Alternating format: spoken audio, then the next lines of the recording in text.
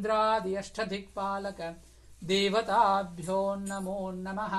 ॐ पञ्चलोकपालक देवताभ्यो नमः। सर्वेभ्यो श्री विष्णु शिव पार्श्वदेभ्यो नमो नमः। अयं मुहूर्तः श्री सत्यनारायण स्वामी पूजा मुहूर्तः सुमुहूर्तो भवन्तु। ॐ अशेषेः परिषत् भवत्पादमूलेद मया समर्पिताम् इमां सौवर्णीमित्किञ्चित् यथोक्तदक्षिणामिव स्वीकृत्य अत्रोपविष्टानां एतेषां भगवद्भागवदाचार्याणां दिव्यसन्निधौ विज्ञापनं मया क्रियमाणं विज्ञापनम् अवधानेन श्रूयतामस्य देवदेवस्य भगवतो नारायणस्य श्रीमदखिलाण्डकोटिब्रह्माण्डनायकस्य श्रियः पते पुरुषोत्तमस्य आदिमध्यान्तरहितस्य अर्चावतारस्वरूपस्य अखिलहेयप्रत्यनीक कल्याणगुणगणैकधानस्य अपारकारुण्यसौशील्यवात्सल्य औदार्य सौन्दर्य ऐश्वर्य महोदधेः जगत्कुटुम्बिनः जगद्रक्षणार्थं लीलया अवतीर्णस्य श्रीरमादेवी सहित वीरवेङ्कटसत्यनारायण स्वामी परब्रह्मणे नमः। मासे मासे निर्वाहित पौर्णमास्यां शुभतिथौ श्री सत्यनारायण स्वामी दिव्यव्रतपूजा कर्तुमनुज्ञाम् इति विज्ञाप्य ॐ देवदेव जगन्नाथ जगदानन्दकारक व्रतपूजा प्रवर्तोऽहम् अनुज्ञाम् देहि मे प्रभो। जय बोलो सत्यनारायण भगवान की जय। आचार्यः प्राणानायम्य।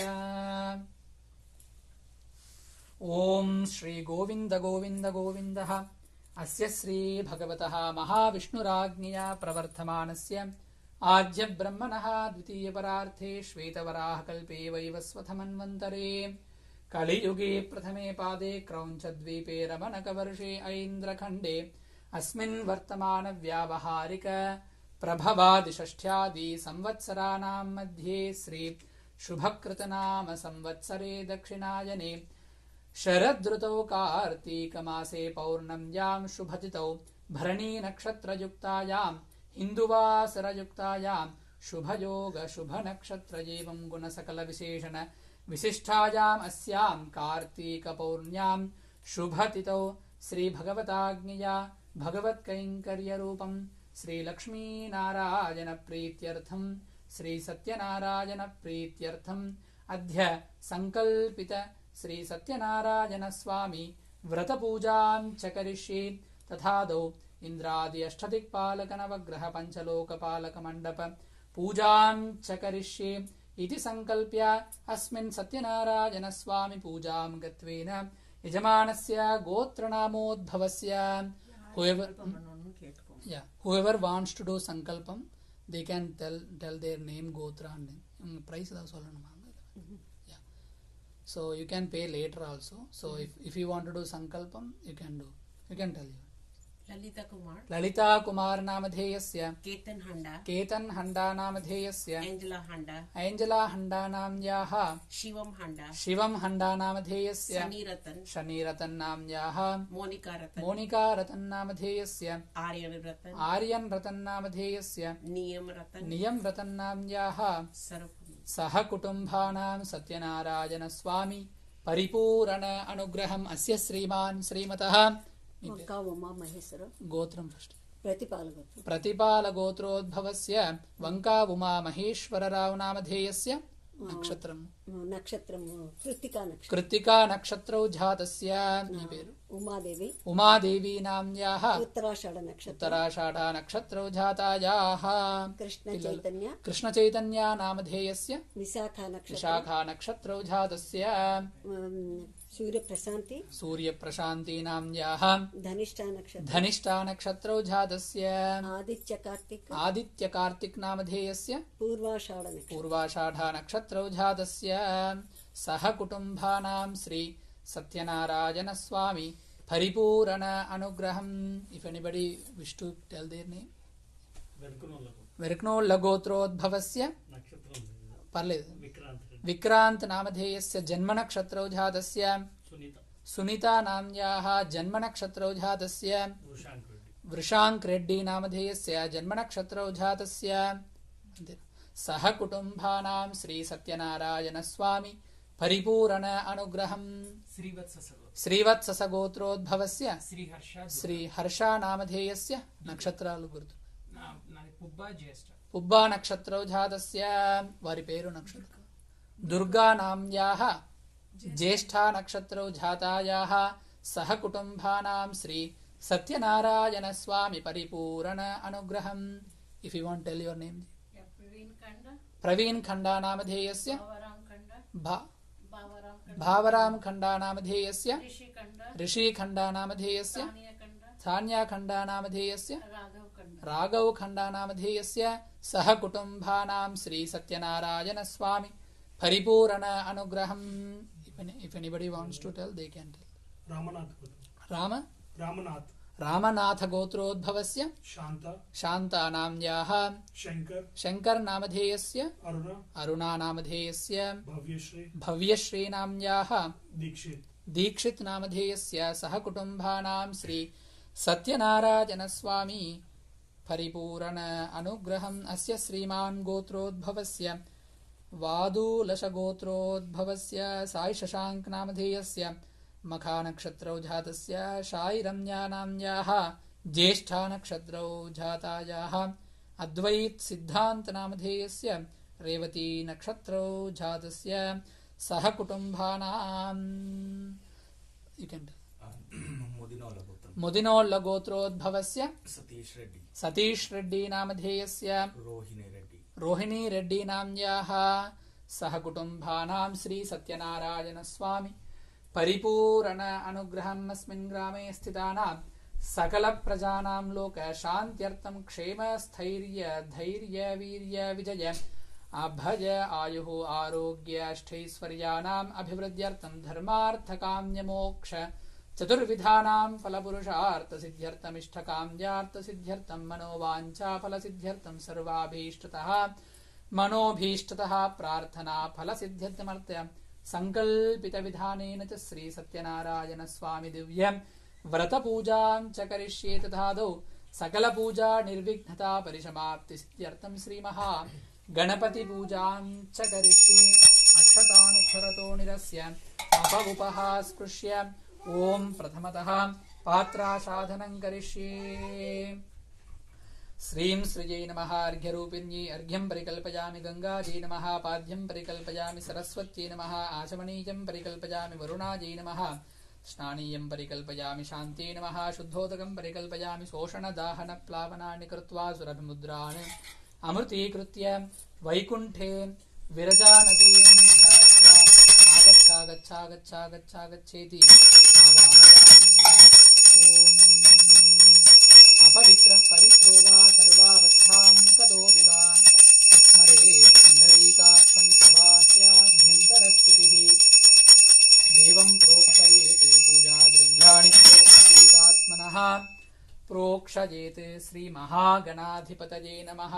इदम् आसनार्धमक्षतान् समर्पयामि. ओम ओम परमधामावस्थित मदनुग्रहकां यज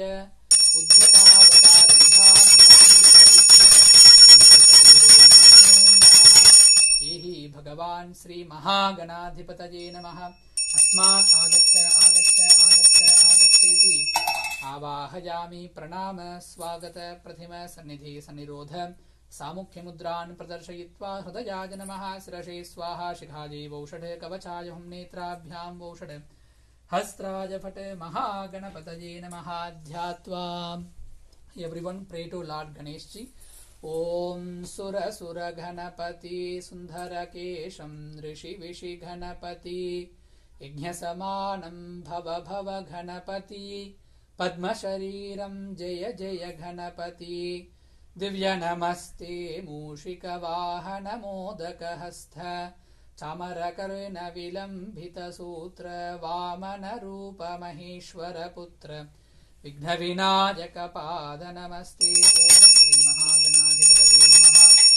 ध्यायामि ध्यान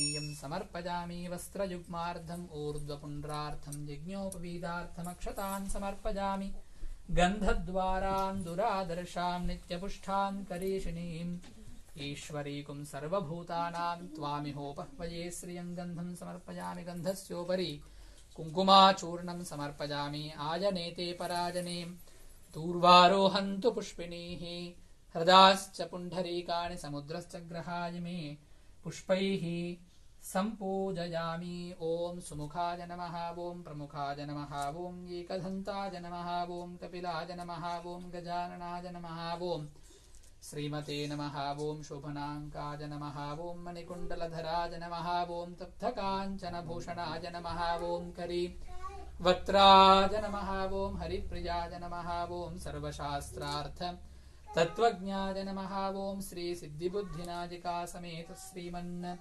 महागणपतये नमो नमः नानाविध परिमलपत्र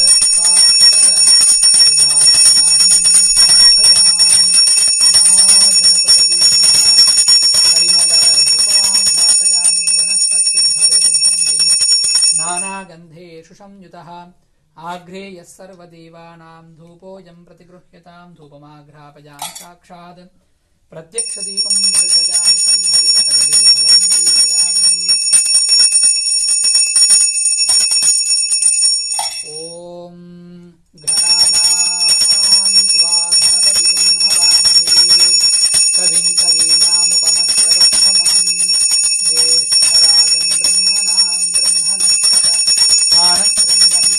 श्रीधशाथनं श्रीमहागणाधिपतये नमः आनन्दमङ्गलनीराञ्जनदीपं सन्दर्शयामि जय बोलो गणेश महाराज की जय धाता धातॄणां भुवनस्य यस्पतिर्देवगुं सवितार मभिमातिसाहं इमं यज्ञमश्विनो भा बृहस्पतिर्देवाः पान्तु यजमानं यर्धात् वेदोक्तस्वर्णमन्त्रपुष्पं समर्पयामि छत्रं समर्पयामि चामरं वेदयामि नृत्यं दर्शयामि गीतं श्रावयामि गजानारोहयामि अश्वानारोहयामि रथानारोहयामि आन्धोलिकानारोहयामि समस्तशक्त्योपचार भक्त्योपचार नित्योपचार राजोपचार पूजार्थम् अक्षतान् समर्पयामि महागणपतये नमः सुप्रीतः सुप्रसन्ना वरदा भवन्तु आचार्यः संहितया प्राणानागम्य संकल्पित श्री सत्यनारायण स्वामी व्रतपूजा मध्ये महागणपति पूजानन्तरम्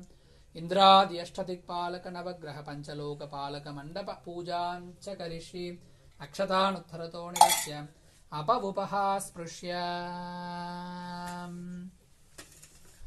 ॐ इन्द्रं वो विश्वतस्परिहवामहे जनेभ्यः अस्माकमस्तु केवलः साङ्गं सायुधं सवाहनं शशक्नीपुत्र परिवारसमेतमस्मिन् पूर्वदिग्भागे इन्द्रं दिक्पालकमावाहयामि स्थापयामि पूजयामि अग्निं धूतं वृणीमहे होतारं विश्ववेदशम् अस्य यज्ञस्य सुकृतम् आग्नेयदिग्भागे अग्निं दिक्पालकमावाहयामि स्थापयामि पूजयामि ॐ यमाय सोमगुं सुनुतयमाय जुहुता हविः यमगुं हयज्ञो गच्छत्यग्निदूतो अरं कृतः साङ्गं सायुधं सवाहनं शशक्नीपुत्र परिवारसमेतमस्मिन् नवग्रहमण्डपे यमं दिक्पालकमावाहयामि स्थापयामि पूजयामि मोषणः परा नैरुतिर्दुर्हनावतीत् पतिष्ठतृष्णया सह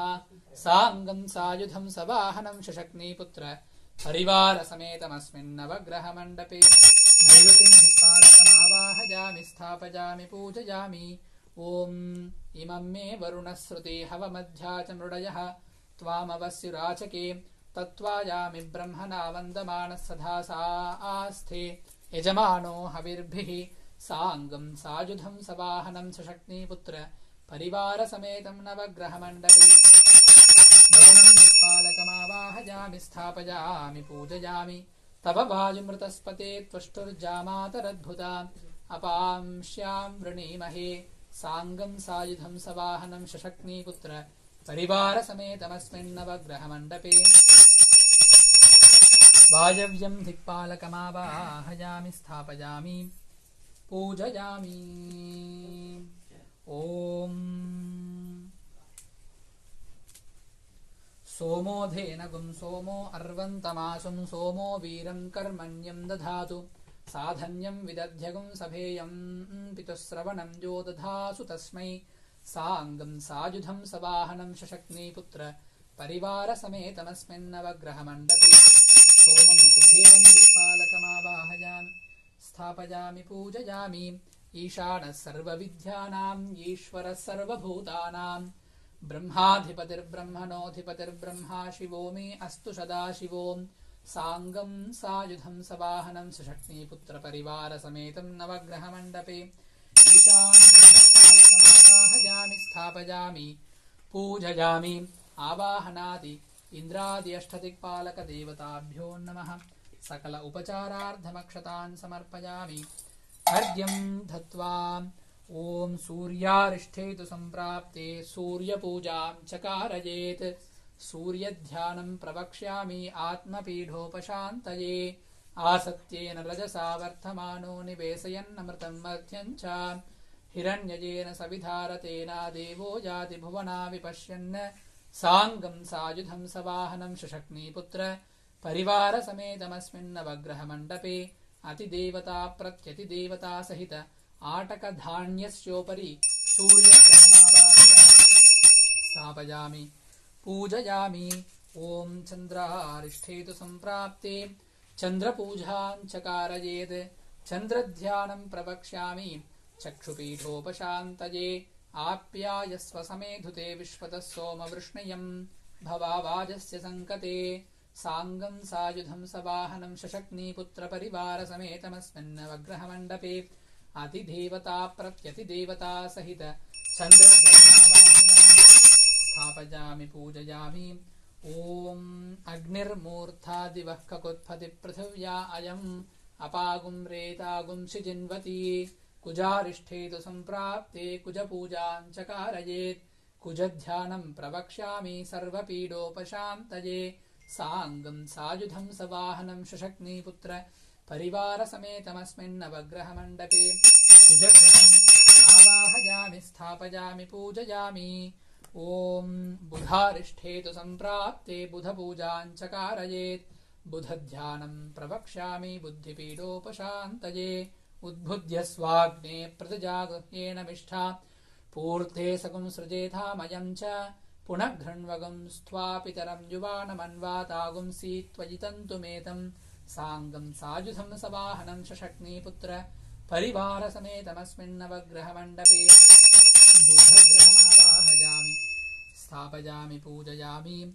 ॐ गुरुवारिष्ठेतु सम्प्राप्ते गुरुपूजां चकारयेत् गुरुध्यानं प्रवक्ष्यामि पुत्रपीडोपशान्तये बृहस्पते अतियतर्यो अर्हाच्युमद्विभाति क्रतुमज्जनेषु यद्धीतयस्तवसर्थः प्रजाथ तथस्मासु द्रविनन्देहि चित्रम् साङ्गं सायुधं सवाहनं शशक्नीपुत्रपरिवारसमेतमतिदेवता प्रत्यतिदेवता सहित बृहस्पतिग्रहमावाहयामि स्थापयामि पूजयामि ॐ शुक्रारिष्ठेतु सम्प्राप्ते शुक्रपूजां चकारयेत् शुक्रध्यानं प्रवक्ष्यामि कलत्रपीडोपशान्तये प्रवः शुक्राय भानवे भरद्वगुं हव्यं मतिं चाग्नये सुपूतं यो दैव्यानि मानुषाधनो गुष्यन्तर्विद्मानि विद्मना जिगाति साङ्गं सायुधं सवाहनं शशक्नीपुत्रपरिवारसमेतमस्मिन्नवग्रहमण्डपे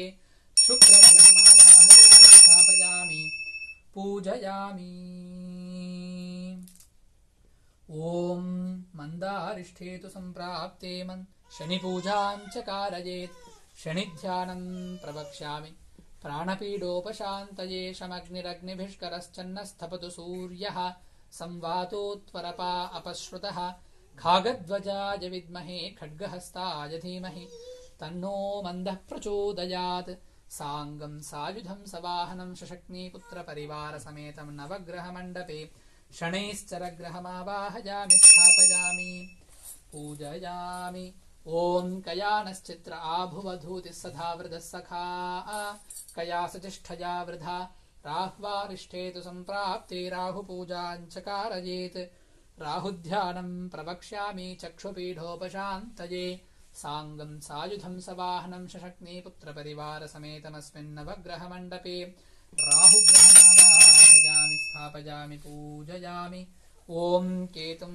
घृण्वन्नकेतवे पेशो मर्या अपेसशे समुषद्भिरजायत केत्वारिष्ठेतु सम्प्राप्ते केतुपूजाञ्च कारयेत् केतुध्यानं प्रवक्ष्यामि ज्ञानपीठोपशान्तये साङ्गं सायुधं सवाहनं शशक्नीपुत्र परिवारसमेतमस्मिन्नवग्रहमण्डपे केतुग्रहमावाहयामि स्थापयामि पूजयामि ॐ आदित्याय च सोमाय मङ्गलाय बुधाय च गुरुशुक्रशनिभ्यश्च राहवे केतवे नमः आदित्यादिनवग्रहदेवताभ्यो नमः सकल उपचारार्थमक्षतान् समर्पयामि अर्घ्यं चत्वारः पञ्चलोकपालकपूजां च करिष्ये प्रथमतः नमो व्रातपतये नमो घनपतये नमः प्रमथपतये नमस्ते स्तुलम्बोधराय एकदन्ताय विघ्नविनाशिने शिवसुताय श्रीमन्वरदमूर्धये नमो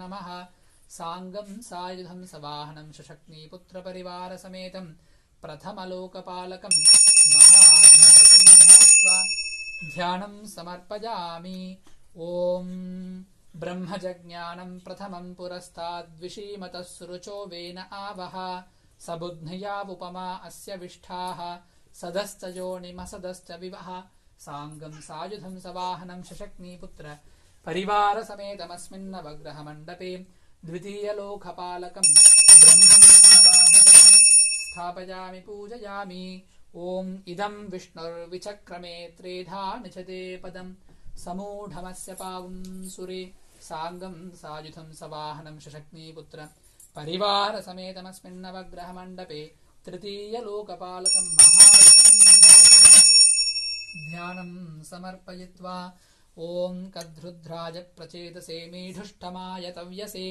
वोचे महन्तमकुंहृते साङ्गं सायुधं सवाहनं शशक्नीपुत्र परिवारसमेतमस्मिन्नवग्रहमण्डपे चतुर्थलोकपालकं महादेवं ध्यायामि आवाहयामि स्थापयामि पूजयामि गौरीमिमाय शलिलाय एकपति द्विपतिशा चतुष्पति अष्टापति नवपति बभूवा अक्षरा परमे व्योमन् साङ्गं सायुधं सवाहनं शशक्नीपुत्र परिवारसमेतमस्मिन्नवग्रहमण्डपे पञ्चमलोकपालकं गौरीं ध्यानं समर्पयामि आवाहयामि स्थापयामि पूजयामि आवाहनादिपञ्चलोकपालकदेवताभ्यो नमः सकल उपचारार्थमक्षतान् समर्पयामि अर्घ्यं दत्त्वा अस्मिन् श्री सत्यनारायणस्वामी कलशपूजां च करिष्ये प्रथमतः पीठार्चनं करिष्ये ॐ ह्रूं ह्रूं आधारशक्तये नमः ॐ कूर्मकालाग्नये नमः ॐ हां अनन्ताय नमः ॐ धं धरण्ये नमः ॐ धर्माय नमः ॐ ज्ञानाय नमः ॐ वैराग्याय नमः ॐ ऐश्वर्याय नमः ॐ ऋग्वेदाय नमः ॐ यजुर्वेदाय नमः ॐ सामवेदाय नमः ॐ अथर्ववेदाय नमः ॐ भौतिकाहङ्काराय नमः ॐ तेजसाहङ्काराय नमः ॐ वैकारिकाहङ्काराय नमः ॐ सत्त्वगुणाय नमः ॐ रजोगुणाय नमः ॐ तमोगुणाय नमः ॐ तूलिकारूपेभ्यो पृथिव्यप्तेजो वायुराकाशात्मभ्यो नमः ॐ आस्तरणरूपाय जीवात्मने नमः ॐ रां वह्निमण्डलाय नमः ॐ सां सोममण्डलाय नमः ॐ रां सूर्यमण्डलाय नमः ॐ तदुपरि द्वादशदलयुताय कर्णिकाकेसरयुताय अव्यक्तपद्माय नमः इति पद्मासनं भद्रासनं परिकल्पयित्वा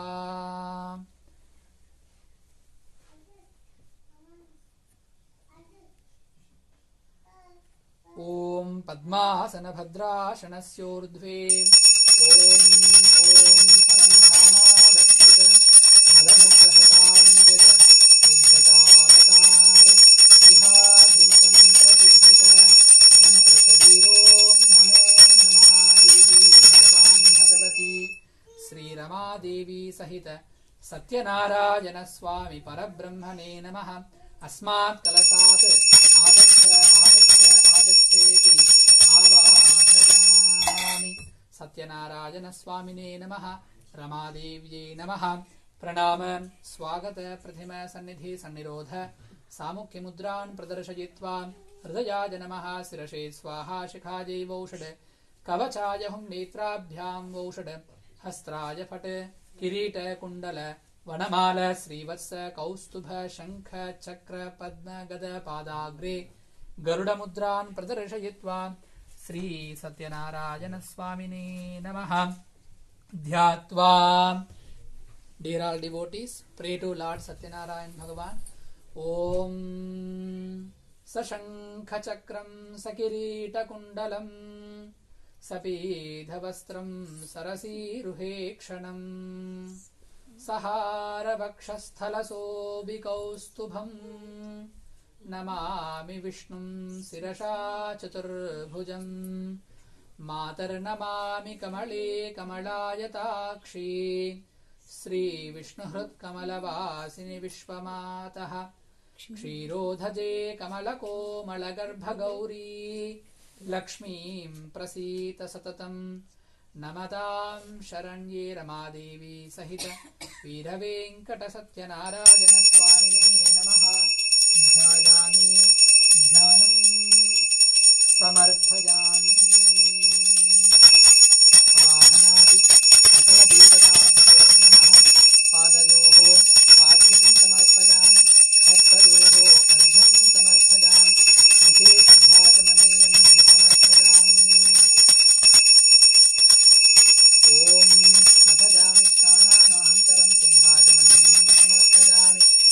Yuvasuvasa Parivetha Aghan Savushreyaan Bhavati Jayamanah Tanthirasah Kavayavunnayam Tiswatiyo Manasa Devayantaha Vastrayugmardham Urdhvapundrartham Yajñopavedartham Akshatan Samarpayami. Gandhadvaranduradharsham Nityapushtham Karishiniim Ishwarikum Sarvabhutanam Twami Hopahvaye Shriyam Gandham Samarpayami. Gandhasyopari Kunkumachurnam Samarpayami. Ayane te parajane durvarohantu pushpinihi Hradascha pundarikani samudrascha grahayame Pushpaih sampujayami. Om Srimate Namaha. Om Keshavaja Namaha. Om Narayanaja Namaha. Om Madhavaja Namaha. Om Govindaja Namaha. Om Vishnave Namaha. Om Madhushodhanaja Namaha. Om Trivikramaja Namaha. Om Vamanaja Namaha. Om Sridharaja Namaha. Om Rishikeshaja Namaha. Om Padmanabhaja Namaha. Om Damodharaja Namaha. Om Vasudevaja Namaha.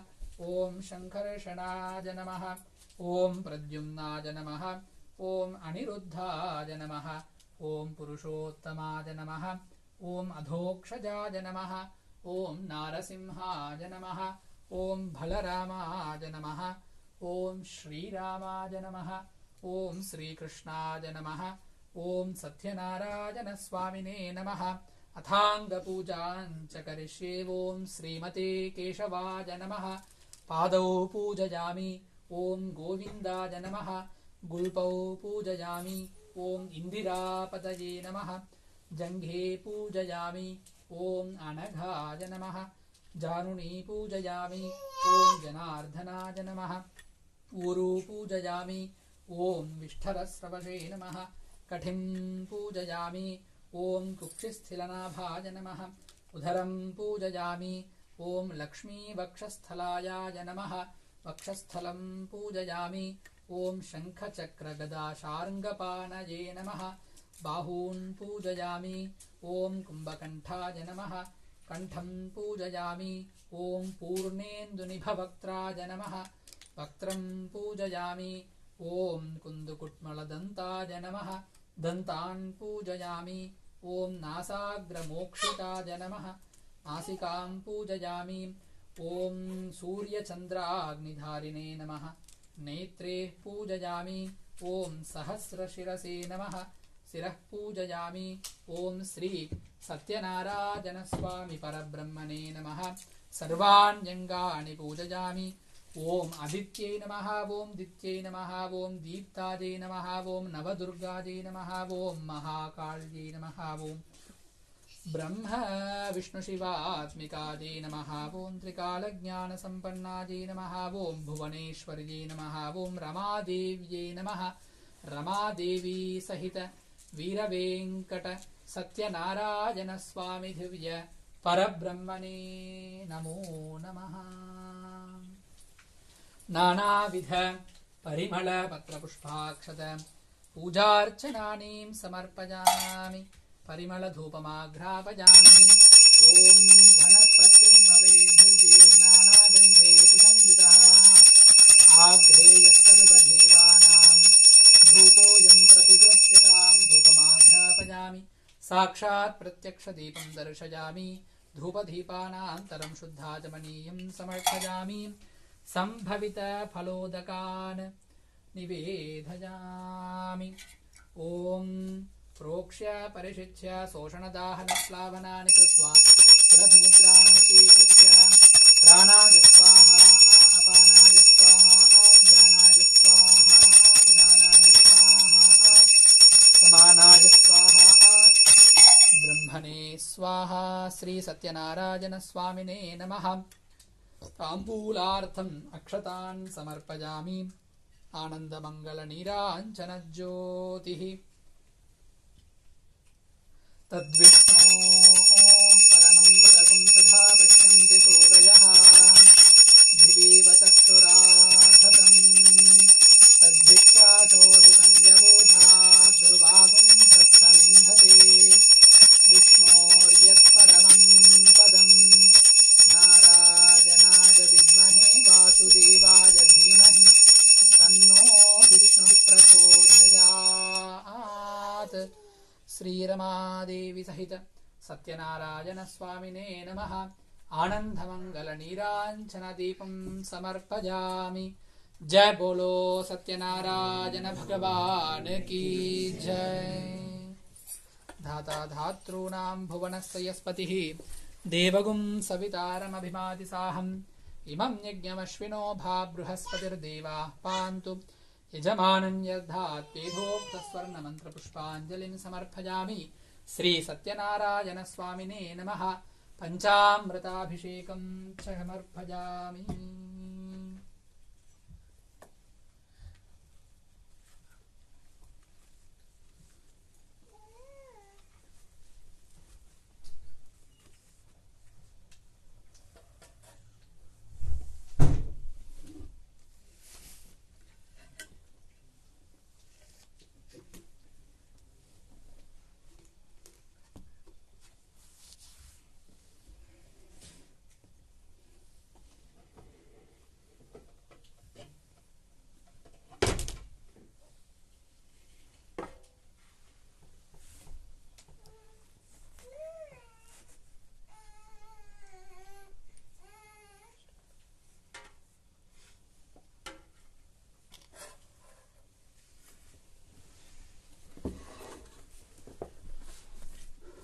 ओम श्री सत्यनारायण स्वामी नमः। स्वाभिषेकपेटाकागच्छामि आवाहयित्वा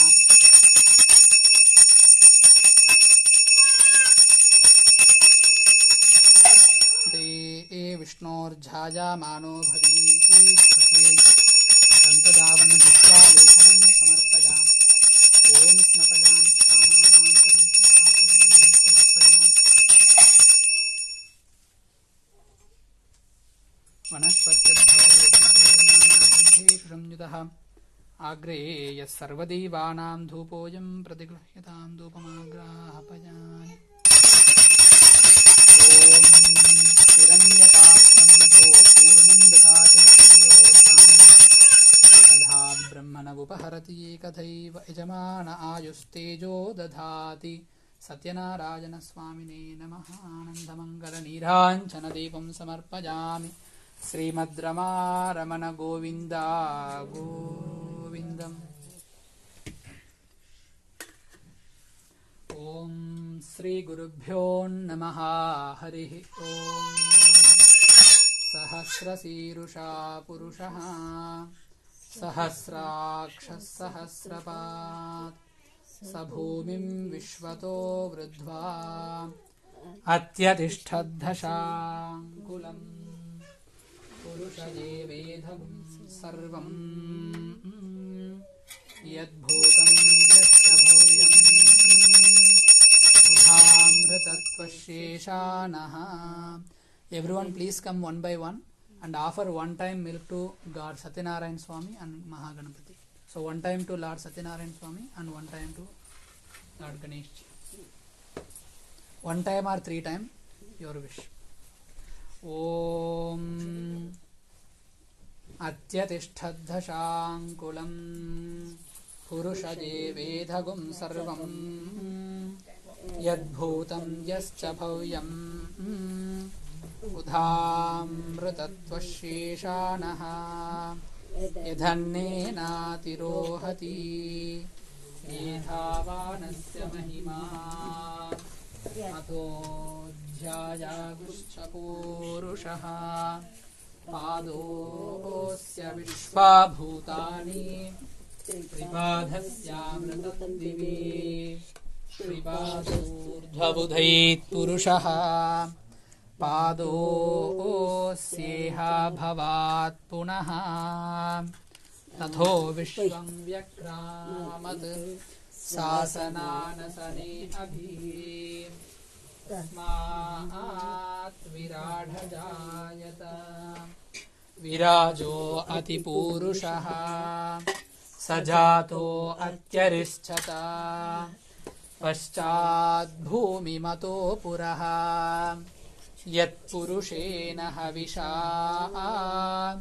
Deva Yajñamatan Vadha Vasanto Asya Sridhajyam Grishma Yidma Sharadhavihi Saptasyashan Paridhayaha Trisapta Samidha Kritaha Devayatyajñantan Vanaha Apadnan Purusham Pashum Tam Yajñam Parihishi Praukshanna Purusham Jhatamagrataha Tena Deva Ayajanta Sadhyarushayaschaye Tasmaat Yajñat Sarvahutaha Sambhrutam Bhrishadajyam Pashu Gusthaguschakre Vajavyan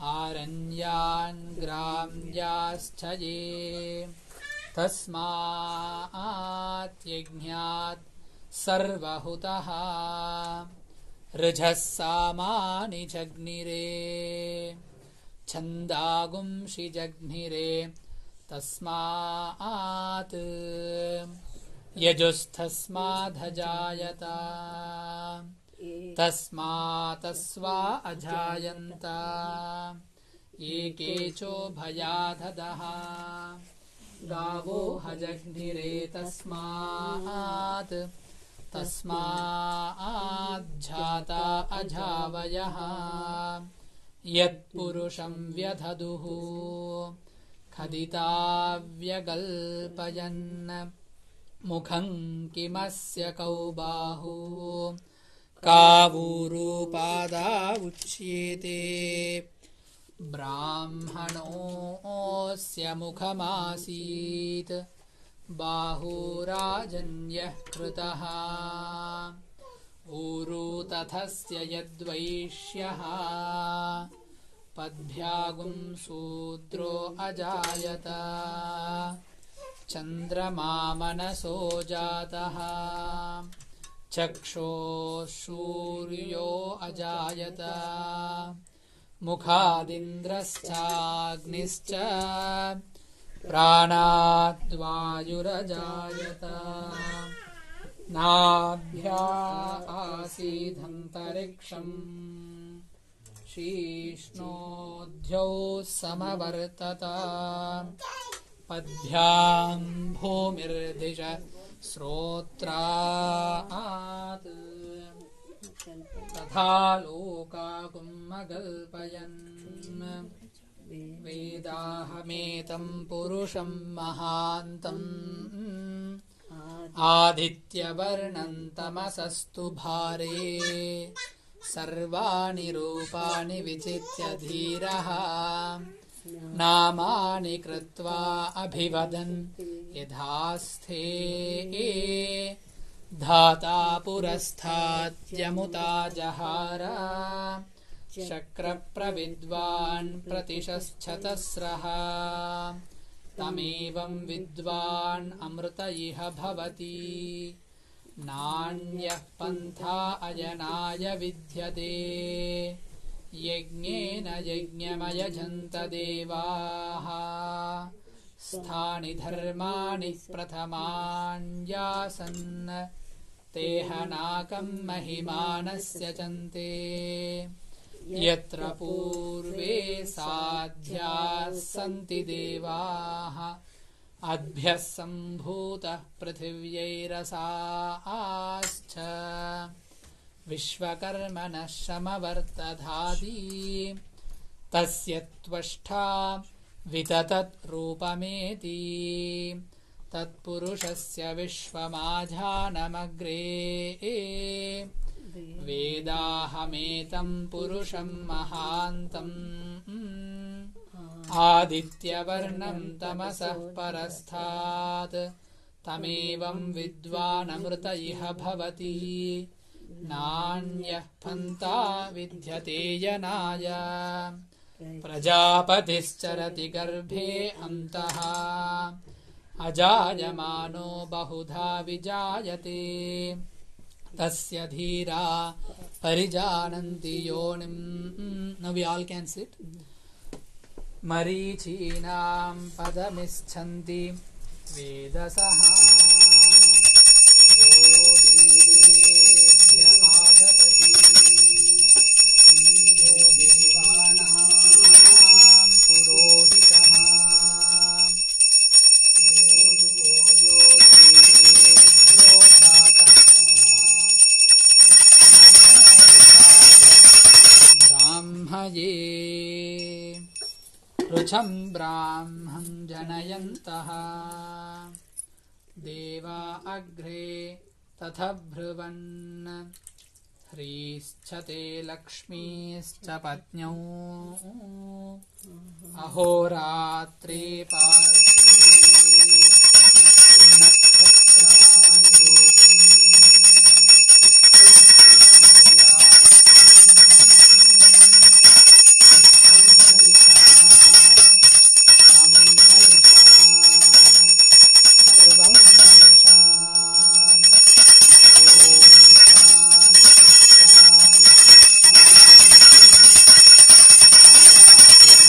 विद्महे वासुदेवाय धीमहि तन्नो विष्णुः प्रचोदयात्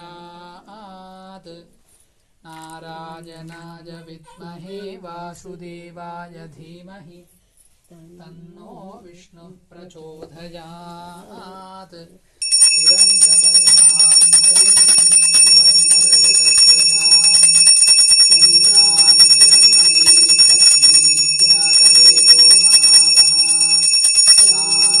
महावहजातवेदो लक्ष्मीर्मनुपधामिनी यस्यां हिरण्यं विद्येयं तामस्त्वं पुरुषानहम् अश्वपूर्वां प्रददध्यां हस्तिनादश्वभोगिनीं श्रियं देवीमुपह्वये श्रीर्मादेवीर्जुषताम् आशोषितां हिरण्यप्राकारां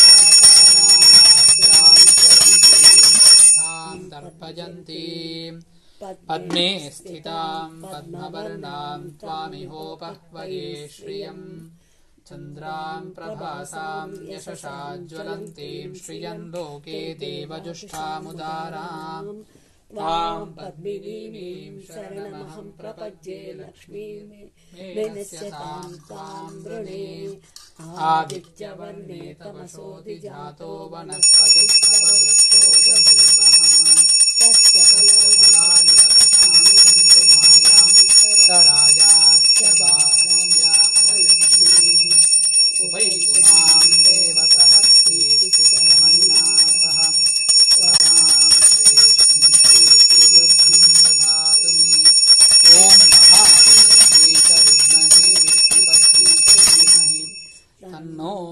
लक्ष्मी प्रचोदयात् महादेव्यै च विद्महे विष्णुपत्न्यै च धीमहि तन्नो लक्ष्मी प्रचोदयात्। ॐ पृथिवी शान्तिरग्निशान्तरिक्षगुं शान्तिर्भ्यो शान्तिरधिगशान्तिरवान्तरधिषा शान्तिरग्निशान्तिरापशान्तिर्भूतधयः शान्तिर्वनस्पतयः शान्तिर्भो शान्तिरस्वशान्तिरधा शान्तिर्ब्रह्म शान्तिर्ब्राह्मणः शान्तिर्शान्तिरेव शान्तिर्मे अस्तु। शान्तिः। ॐ शान्तिः।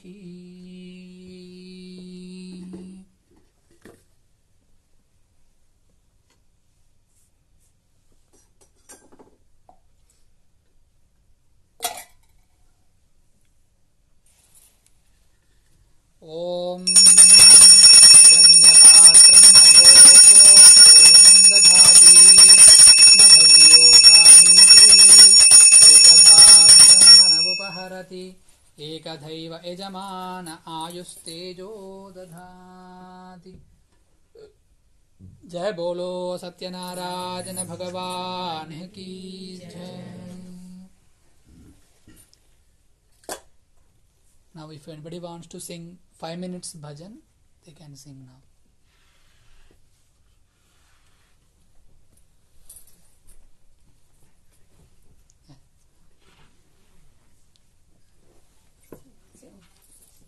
Any 5 minutes bhajan, just 5 minutes. Sathyanarayana Govinda Madhava, Sathyanarayana Govinda Keshava, Sathyanarayana Govinda Madhava, Sathyanarayana Govinda Keshava, Sathyanarayana Govinda Madhava, Sai Narayana Govinda Keshava, Sathyanarayana Govinda Madhava, Sai Narayana Govinda Keshava, Sathyanarayana Govinda Madhava, Sai Narayana Govinda Keshava.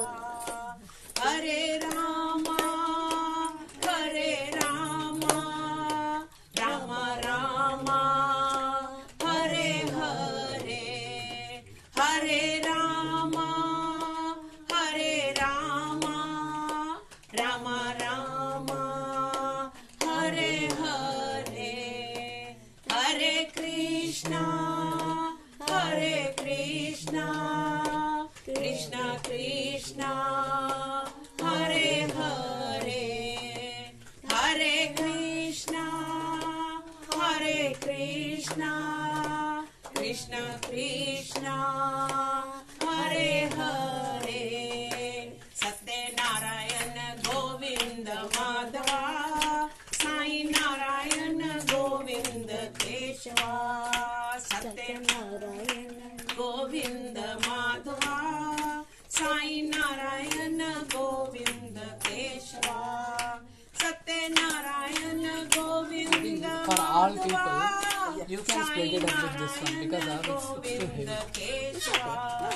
Sathyanarayana Govinda Madhava, Sai Narayana Govinda Keshava, Sathyanarayana Govinda Madhava, Sai Narayana Govinda Keshava, Sathyanarayana Govinda Madhava, Sai Narayana Govinda Keshava.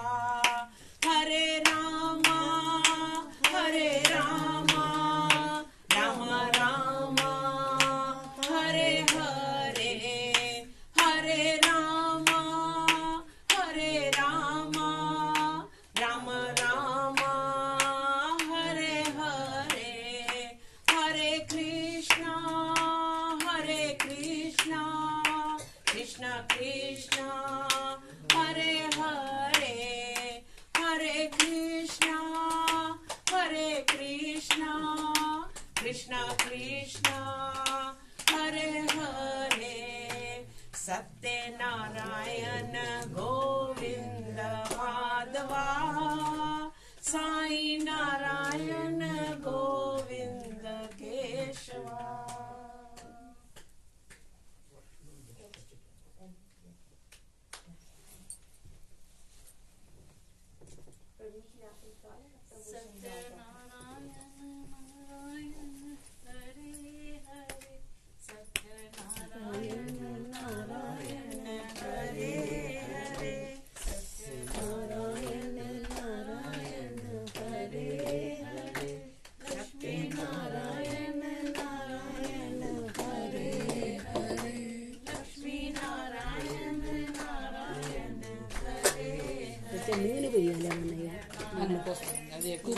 We cannot shake it.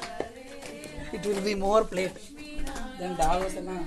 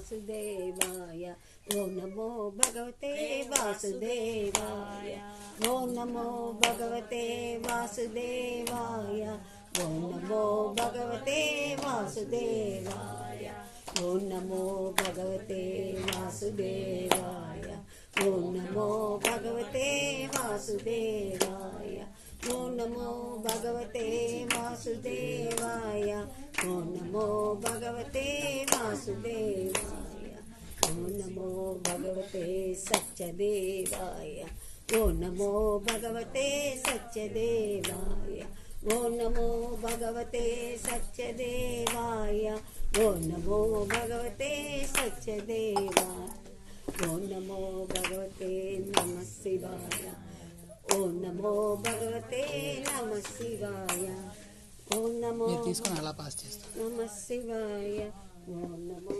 भगवते। Everyone please keep little akshata in your hand. At last, after the 5 story, we have to offer to the kalash. So keep it with you, little akshata in your hand.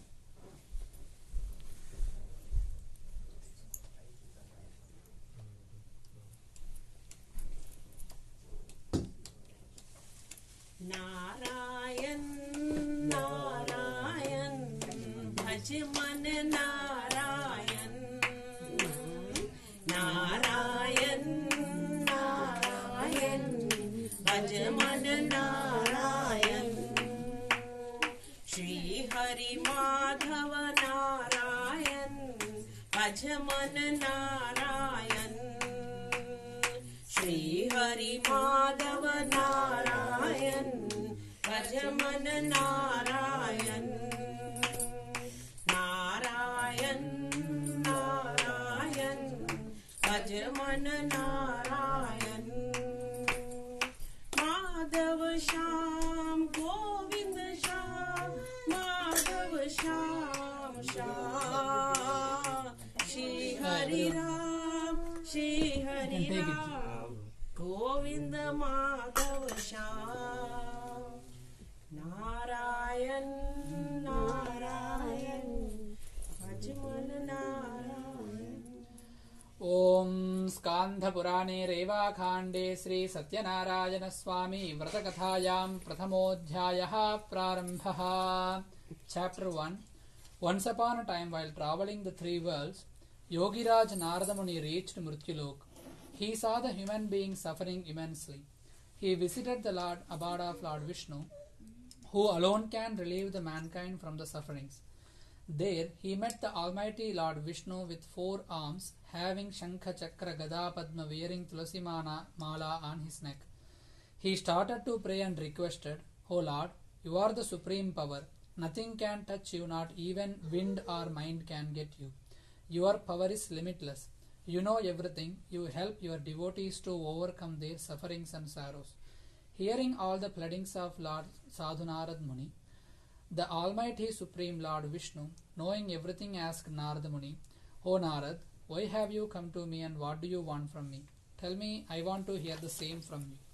Yogiraj Narada Muni replied, "O Lord, I just went to Mrityulok, where I saw all kinds of human beings suffering in sorrow due to their previous karma.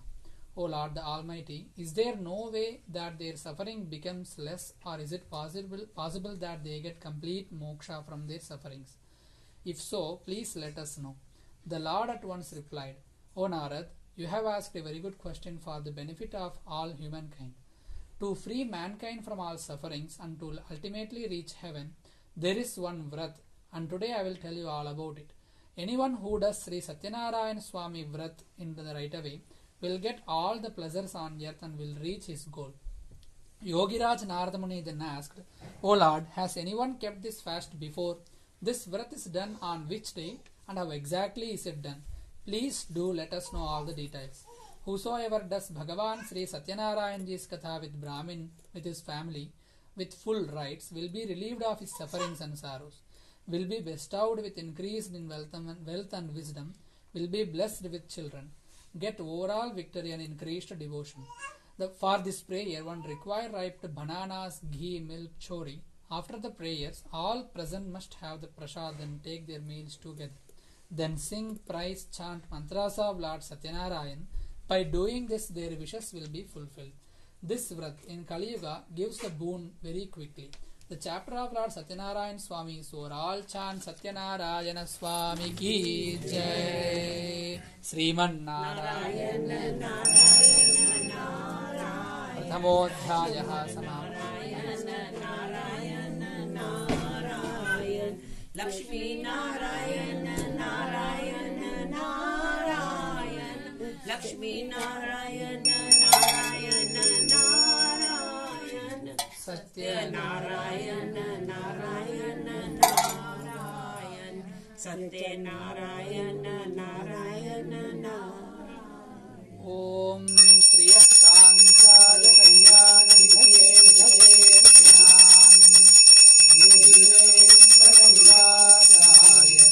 Srinivasaya Mangalam. Jai Bolo Satyanarayana Bhagavan ki. Skandha Purane Reva Khande Satyanarayana Swami Kathayam Dvitiyodhyayah Prarambhaha. So we have 4 more stories. So both two families, one story they can read together. Whoever wish they can read.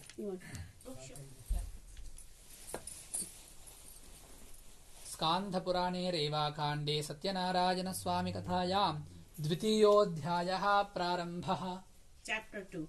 The Lord said, "O Narada, now I will tell you about the first person who did this fast. In a place named Sundar Kashipur, there used to live a very innocent Brahman. In hunger and thirst, he used to roam for his daily bread. When the loving Lord saw the Brahman in sorrow and begging daily, he took a disguise of an old Brahmin and asked him, 'Oh dear, why are you so sad? Please tell me all about your difficulties. Is there any way I could help you out?' The Brahmin told the Lord, 'I am a poor Brahmin. I roam daily for bread. Do you know if there is any way to come out of all this sorrow?' The old Brahmin, the Lord, said, 'Lord Satyanarayan grants all the wishes of all the people. Dear Brahmin, that's why if you pray to him and keep his fast, you will overcome all your sorrow and get moksha.' After telling him all the details of the prayer and the fast, the old Brahmin, the Lord, disappeared. The Brahmin could not sleep that night. He kept thinking of the fast and the prayer which the Lord had asked him to do. In the morning, he woke up with the thought that anyhow he must do the prayer and went out for his bhiksha. On that day, the Brahmin got a lot of money from which he bought all the necessary things for the prayer, called his family, and did Lord Sathyanarayana's prayer. By doing so, the Brahmin overcame all his sorrows and became rich. From that time onwards, he used to do the prayers every month without fail. In this way, whoever does Lord Sathyanarayana's prayer will get moksha. Anyone on earth who does this prayer will be relieved from all his sorrows. When Narada Muni noticed that the people on earth were eager to know about the other people who kept this fast, he narrated another story. The same Brahmin, now a rich person, used to do the prayer every month without fail with his family. Once he was doing his prayer, a woodcutter passed from there. After keeping the bundle of wood outside the Brahmin's house, he went in for some water. The thirsty woodcutter saw the Brahmin doing his prayers. He bowed down to Brahmin and asked him, "Oh Brahmin, what are you doing? Please tell me all about it." The Brahmin replied, "To grant all the wishes of human beings, this fast and prayer is useful. I have acquired all the wealth and fame by doing this prayer of Lord Sathyanarayana." After hearing about the prayer and drinking the water, the woodcutter felt happy. He ate the prasad and left for his house. Thinking of Lord Sathyanarayana in his mind, he said, "Whatever today I get from selling the wood, I will also do this prayer." So thinking, he kept a bundle of wood on his head and left homewards. On the way home, he went roaming in Sundarnagar for selling the wood. On that day, he got 4 times more money than usual for the wood. Feeling happy, he went and bought all the things necessary for the prayers: ripe bananas, sugar, ghee, wheat flour, etc., and proceeded homewards. On reaching his house and after cleaning it, he called his family and did the prayer with due respect. The reward of the fast was that he became rich and had all the pleasures of life on this earth, and in the end of his life, he went to heaven. This chapter of Lord Satyanarayana Swami is over. All chant Shri Satyanarayana Ji ki Jai. ओम स्कांदपुराणे रेवाखांडे सत्यनारायण स्वामी कथायां द्वितीयोऽध्यायः समाप्तः। Sriman Narayana Narayana Narayana Narayana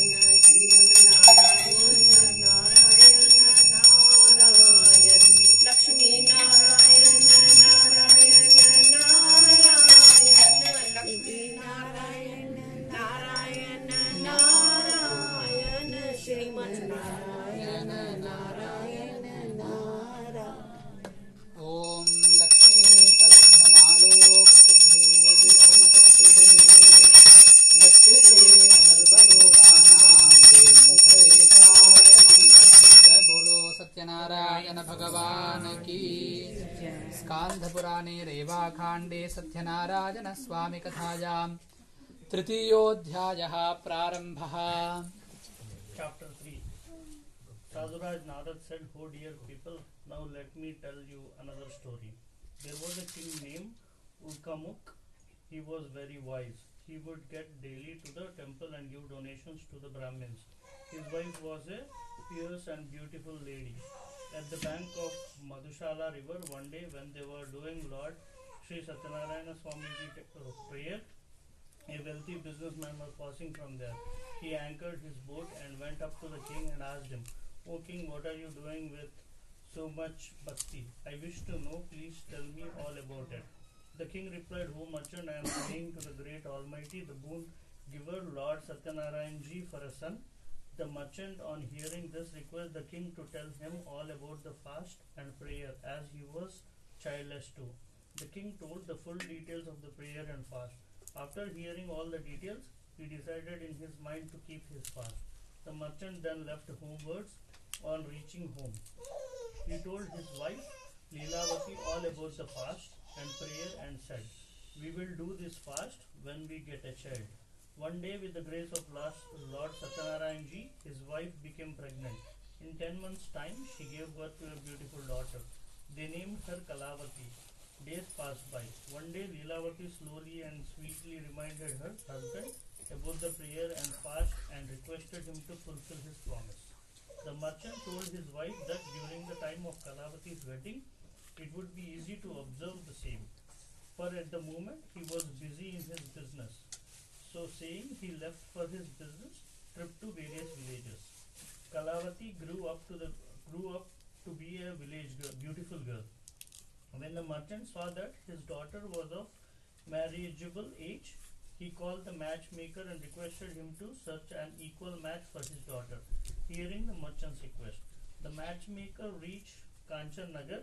From there, he bought the proposal of a young handsome boy. The merchant liked the proposal, for the boy had all good qualities too. He then spoke to the boy's parents and fixed his daughter's marriage. The marriage was done with all the religious ceremonies and rituals. Unfortunately, the merchant forgot all about his promise to Lord Sathyanarayana ji, prayers and fast. The Lord got angry at the false promise made by the merchant. The merchant, after a few days, left to his business trip with his son-in-law. They anchored their boat in a beautiful village named Ratnapur. In those days, King Chandraketu used to rule the village. The Lord was angry with the merchant for the false promise made by him, and so he wanted to teach him a lesson. One day the thieves robbed the wealth of the king, and they went and stayed where the merchant was staying. Seeing the gods following them, they left all the loot over where the merchant was staying and hid themselves when the gods reached the merchant place. They saw all the king's wealth, thinking them to be robbers. They handcuffed the merchant and his son-in-law and took them to the king and told him that they were responsible for the theft. The king, without questioning or listening to them, ordered to put them in a dark cell. Due to Lord Sathyanarayana ji's Maya, nobody heard them, even their wealth was confiscated by the king. At the merchant's house, the thieves robbed all their wealth, and his wife and daughter had to beg for their daily bread. One day, begging for food, Kalavati reached a Brahmin's house where at that time Lord Sathyanarayana ji's Puja was going on. After listening to the prayer and taking the prasad, she left for home. By that time, it had become dark. Leelavati was worried. She asked her daughter Kalavati, "Why are you so late?" To which Kalavati told her mother, "Oh mother, today in a Brahmin's house I heard a prayer. By doing this prayer and fast, all your wishes get fulfilled." On hearing this, Leelavati started doing all the preparations for the prayers of Lord Sathyanarayana ji. She did the fast and prayer and asked the Lord for forgiveness and prayed that her husband and her son-in-law should return home safely.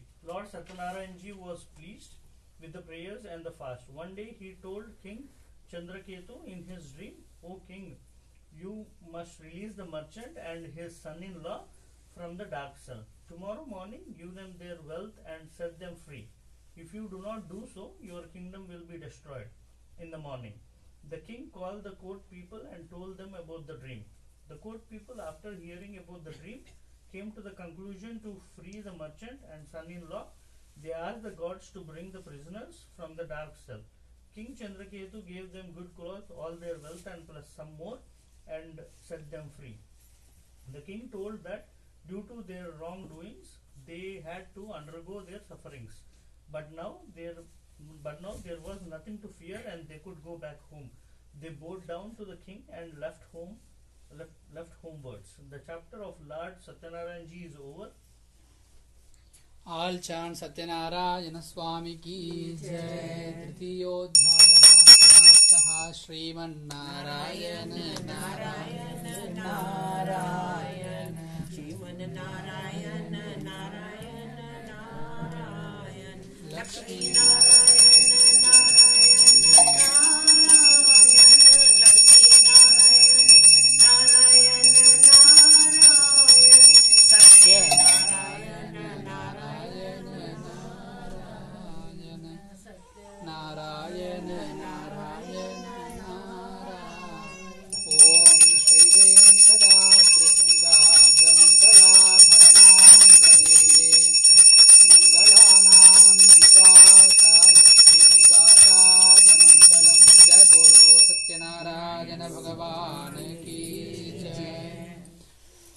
स्कान्धपुराणे रेवाखाण्डे सत्यनारायणस्वामिकथायां चतुर्थोऽध्यायः प्रारम्भः. Sudji said, the merchant prayed first and then gave some wealth to the Brahmin before starting his journey homewards. When they went little further, Lord Sathyanarayana wanted to test them. He took the disguise of an old man and went up to the merchant and asked him, "What's in your boat?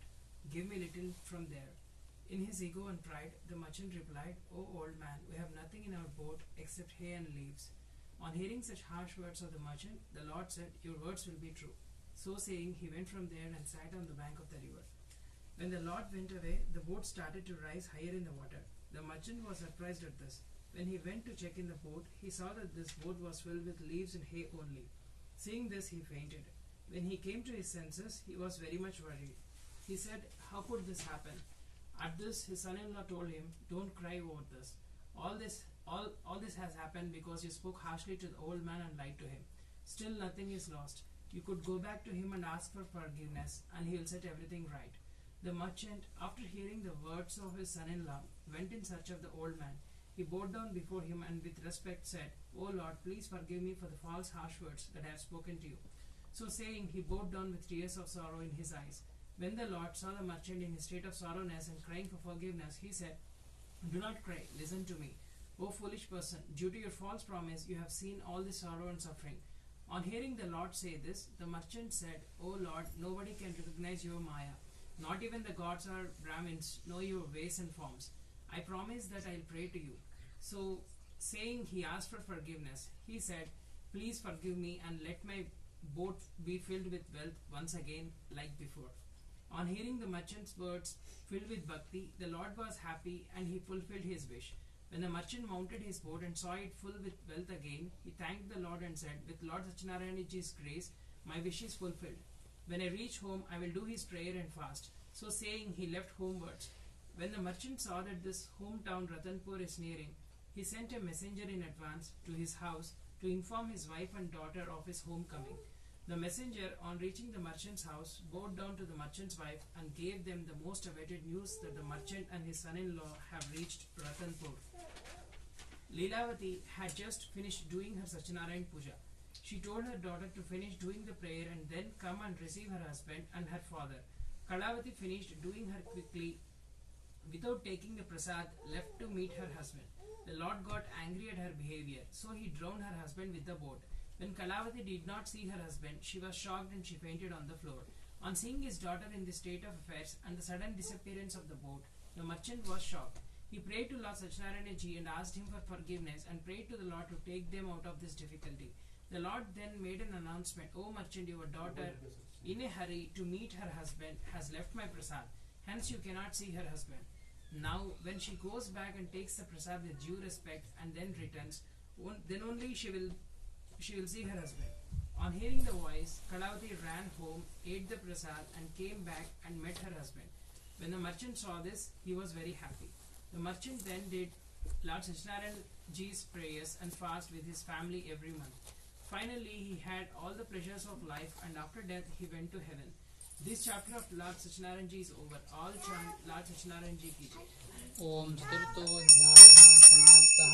Sriman Narayana Narayana Narayana Shriman Narayan Narayana Narayana Lakshmi Narayana Narayana Narayana Lakshmi Narayana Narayana Narayana Narayana Narayana Narayana Satyanarayan. Narayana. ओम श्री वैकुंठ विरक्ताय स्वामी पुष्करीपते रमया रममाणाय वेंकटेशाय मंगलम. जय बोलो सत्यनारायण भगवान की जय. ओम स्कांदपुराणे रेवाखांडे सत्यनारायण स्वामी कथायां पंचमोऽध्यायः प्रारम्भः. Chapter 5. Sudji said, "O people, listen further to another story. A king named Tungabhaj was famous for his generosity to his subjects, but he had to suffer a lot due to the disrespect he had shown to the prayer of Lord Sathyanarayana and his prasad, which accept when it was offered to him. One day, when hunting in a forest, he sat down under a tree. There he saw a few villagers doing the prayer of Lord Sathyanarayana. The king saw all this, but due to his false ego, neither did he join them nor bowed down to the idol of the Lord. When the villagers gave him the prasad, he did not accept it and went away from there. When the king reached his kingdom, he saw that everything was destroyed and all of his 100 sons were lying dead on the floor. The king realized that this had happened all due to his false ego. So thinking, he started walking towards the place where the villagers were doing their prayers. There with them, he did the prayers of Lord Sathyanarayana and had the prasad and the charnamrit, that is milk, sugar, curds, tulsi leaves and honey mixed together, and put it in all his sons' mouths. By doing this, all his sons became alright. He got back all his wealth and comforts of life, and finally, in the end, after he died, he went to heaven. Anybody who keeps this fast with full faith and recite the prayers of Lord Sathyanarayana, all his wishes will be fulfilled. With the grace of the Lord, he will get eternity. The wealthless will receive wealth and will go to heaven, and finally will come out of the circle of birth and death. The names of the persons who kept this fast and took rebirth are as follows. The Brahmin took birth as Sudama, and his entire life he served the Lord Krishna and attained moksha. King Ulkamuk took birth as King Dasharath, and in that life he became the father of Lord Rama and attained eternity. The merchant took birth as King Morath, who cut his son in half and offered to the Lord and got moksha. King Tungabhadra took birth as Kevat, who took Lord Rama across the river, served him and got moksha.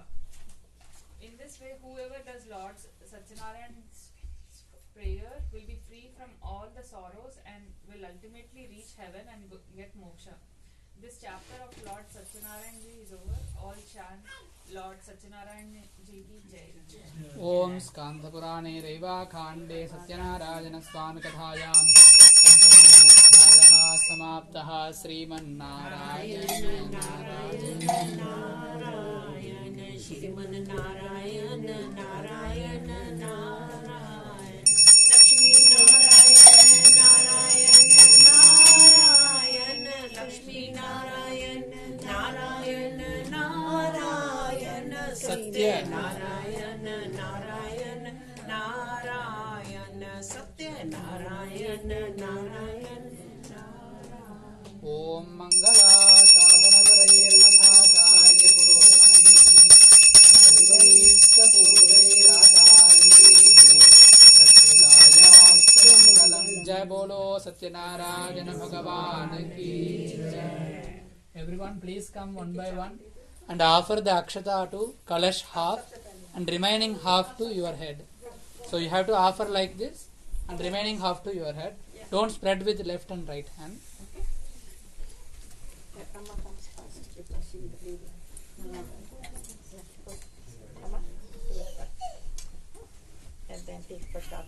మీరు బయలుదేరుతున్నారా?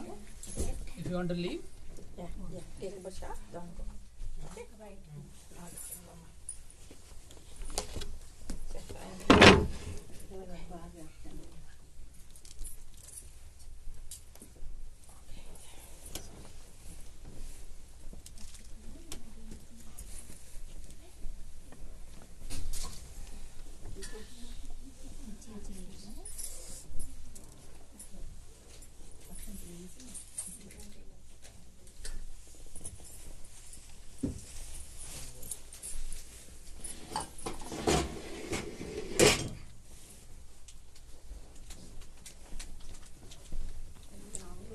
open this side. அவங்க போறாங்க. If you are leaving, you can take it.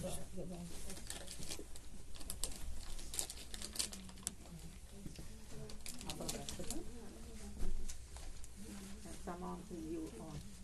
Okay?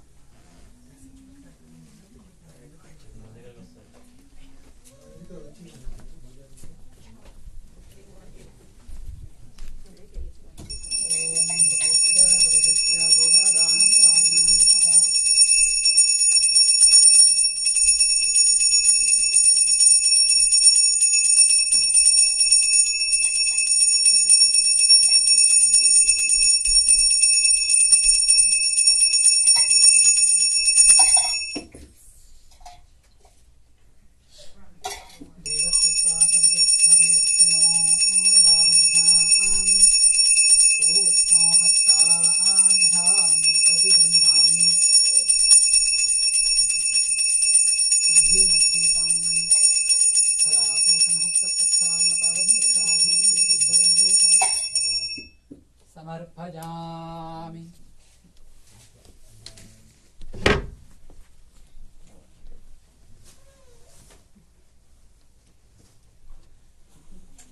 ओम पर्याप्या अनंतरायाय सर्वभौमोदिरार्थमुत्तममहर्भवति सर्वस्यास्ति सर्वस्य सिद्धि सर्वमेव तेनाप्नोति सर्वं जयति। जय बोलो सत्यनारायण भगवान की जय। So whoever did not tell their name at the first, they can tell their name. And everyone touch the flowers. Yeah. Whoever told the name before, they don't need to tell now. Om asya Sriman Gotrodbhavasya Kaundinyasa Gotrodbhavasya Parashaturendranam Desya Jayalakshmi Namyaha Saumya Namyaha Sahakutumbhanam Sri Sathyanarayana Swami परिपूर्ण अनुग्रहं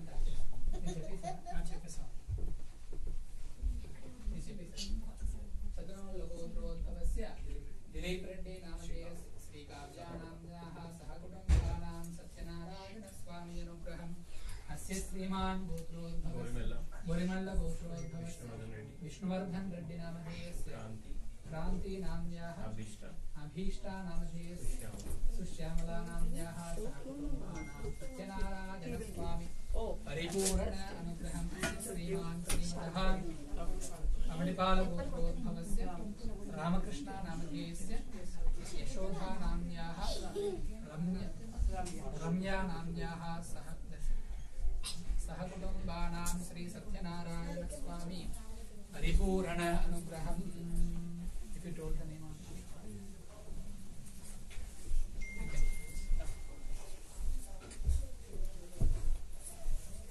Lalita ji, Madhuri ji, if you want to tell the name.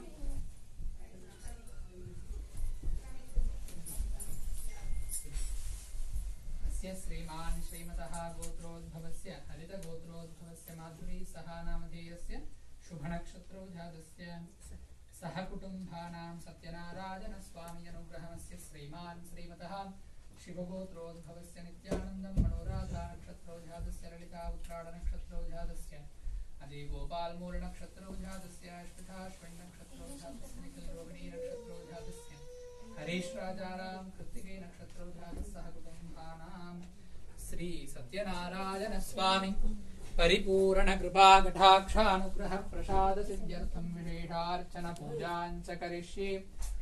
ओम श्रीमते नमः। ओम केशवाय नमः। ओम नारायणाय नमः। ओम माधवाय नमः। ओम गोविन्दाय नमः। ओम विष्णवे नमः। ओम मधुसूदनाय नमः। ओम त्रिविक्रमाय नमः। ओम वामनाय नमः। ओम श्रीधराय नमः। ओम ऋषिकेशाय नमः। ओम पद्मनाभाय नमः। ओम दामोदराय नमः। ओम वासुदेवाय नमः। ओम संकर्षणाय नमः। ओम प्रद्युम्नाय नमः। ओम अनिरुद्धाय नमः। ओम पुरुषोत्तमाय नमः। ओम अधोक्षजाय नमः। ओम नारसिंहाय नमः। ओम बलरामाय नमः। ओम श्रीरामाय नमः। ओम श्रीकृष्णाय नमः। ओम शेषाद्रि निलजाय नमः। ओम वृषदृग्गोचराय नमः। ओम विष्णवे नमः। ओम शतञ्जनगिरीशाय नमः। ओम वृषाद्रिपतये नमः। ओम मेरुपुत्रगिरीशाय नमः। ओम रमादेवी सहित वीरवेङ्कटसत्यनारायण स्वामी दिव्य परब्रह्मणे नमो नमः। ओम राजाधिराजाय प्रसन्नताहिने नमो वयं वै श्रवणाय कुर्महे समे कामान् कामकामाय मह्यम् कामेश्वरो वै श्रवणो दधातु कुबेराय वै श्रवणाय महाराजाय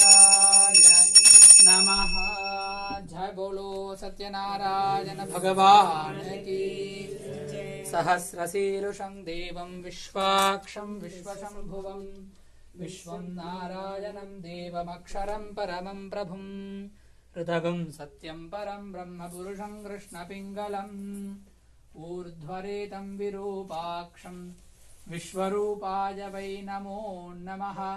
ॐ नारायणाय विद्महे वासुदेवाय धीमहि तन्नो विष्णुः प्रचोदयात्। ॐ महादेव्यै च विद्महे विष्णुपत्न्यै च धीमहि तन्नो लक्ष्मी प्रचोदयात्। श्रीरमादेवी सहित सत्यनारायण स्वामिने नमः। वेदोक्त स्वर्ण मंत्र पुष्पांजलिं समर्पयामि। Everyone please do 3 times Atma Pradaksham and do Sashtang.